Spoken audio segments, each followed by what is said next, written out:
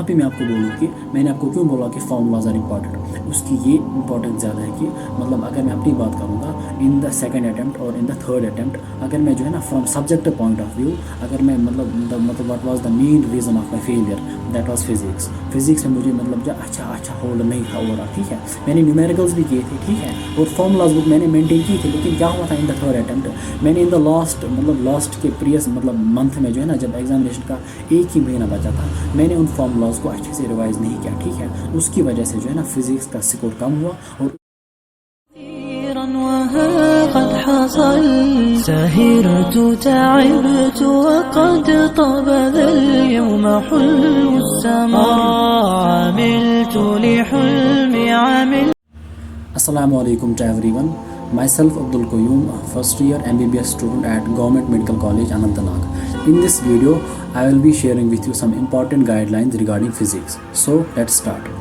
पहली बात यह है कि what is the importance of formulas in physics, और दूसरी बात यह है कि how to maintain a separate notebook for formulas, and the third thing is कि हाउ टू मेमोराइज फार्मूलाज, ठीक है। तो पहली बात यह है कि what is the importance of physics in the formula. देखो, जब आप फिजिक्स में फार्मूला बुक जो है ना सेपरेटली मेंटेन करते हो ना, तो उससे क्या बेनिफिट होता है, in the last days, in the last 10 और 15 डेज, मतलब you won't be able to recapitulate 28 chapters of physics in detail, ठीक है।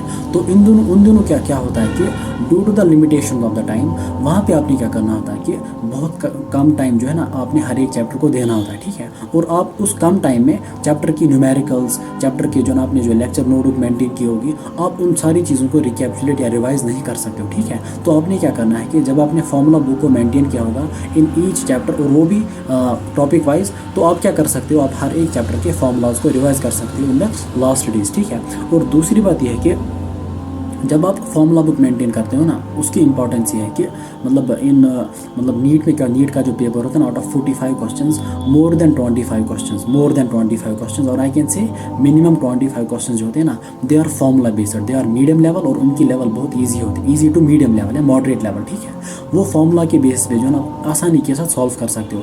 ऐसा नहीं है कि वहाँ से कोई न्यूमेरिकल दी जाएगी, आपने मतलब वैल्यूज़ को फिर मतलब फार्मूला में सब्स्टिट्यूट करना होगा, ऐसा नहीं है, बल्कि आपने वहाँ पे उस न्यूमेरिकल में एक दो फार्मूलाज को जो है ना इधर उधर करके वहाँ पे किसी वैल्यू को कैलकुलेट करना होता है, ठीक है। मतलब आई कैन से दैट कि मोर देन, या आई कैन से कि 25 न्यूमेरिकल्स और फार्मूला बेस्ड, ठीक है। So formula book is very very important for you people. अब यहाँ पे क्वेश्चन एराइज होता है कि how to maintain a formula book. देखो, आपने क्या करना है कि जो लेक्चर नोटबुक आपने मेंटेन की होगी आपने फिजिक्स के लिए, तो उस पर जितने भी फॉर्मूलाज होंगे ना, उनको आपने लिखना होगा, ठीक है, चैप्टर वाइज और टॉपिक वाइज। सपोज मैं एग्जांपल लूँगा ग्रेविटेशन की। सपोज ग्रेविटेशन में हमारे पास एक टॉपिक है, that's for acceleration due to gravity.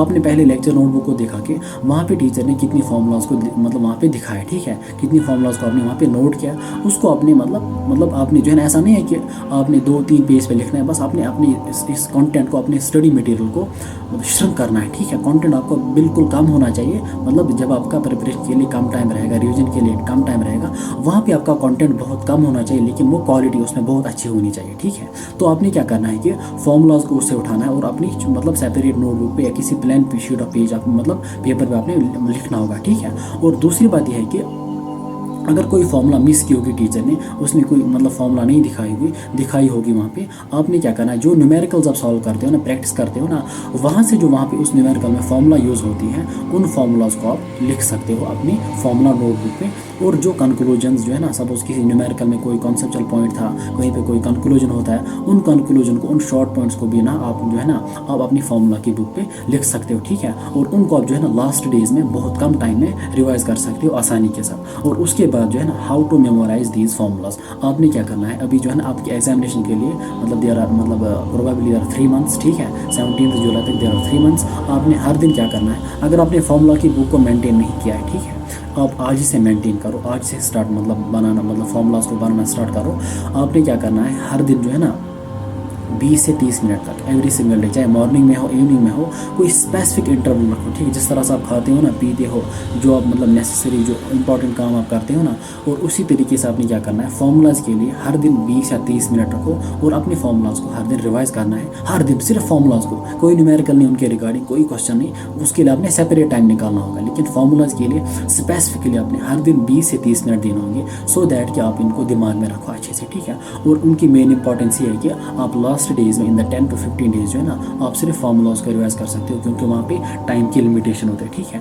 और यहाँ पे मैं आपको बोलूँ कि मैंने आपको क्यों बोला कि फार्मूलाज आर इंपॉर्टेंट, उसकी ये इंपॉर्टेंस ज़्यादा है कि मतलब अगर मैं अपनी बात करूँगा इन द सेकंड अटैम्प्ट और इन द थर्ड अटैम्प्ट, अगर मैं जो है ना from subject point of view, अगर मैं मतलब what was the main reason of my failure, that was physics. Physics में मुझे मतलब जो अच्छा होल्ड नहीं था हो रहा, ठीक है। मैंने न्यूमेरिकल्स भी किए थे, ठीक है, और फॉर्मूलाज बुक मैंने मेंटेन की थी, लेकिन क्या हुआ था इन द थर्ड अटैम्प्ट मैंने इन द लास्ट के प्रीवियस मतलब मंथ में जो है ना जब एग्जामिनेशन का एक ही महीना बचा था, मैंने उन फॉर्मूलाज को अच्छे से रिवाइज नहीं किया, ठीक है।